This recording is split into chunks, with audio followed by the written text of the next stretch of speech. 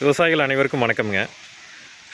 நம்ம வாடிக்கையாளர் இன்றைக்கி பார்த்துட்டிங்கன்னா மொபைல் வழியாக மோட்டார் ஆன் பண்ணும்போது ஆன் ஆக மாட்டேங்குது, என்ன பிரச்சனைன்னு தெரியல, அதை சரி பண்ணி கொடுன்னு கூப்பிட்ருந்தாங்க.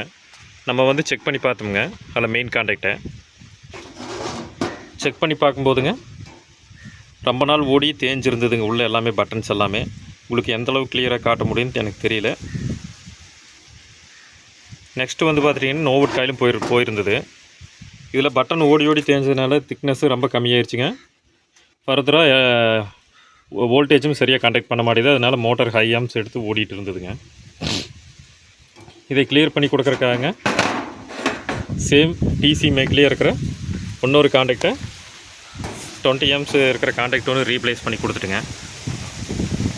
பண்ணி கொடுத்து நாங்கள் மோட்டார் ஃபைனலாக ஆன் பண்ணி பார்த்துங்க. பர்ஃபெக்டாக ரன் ஆகுதுங்க மோட்டாரு.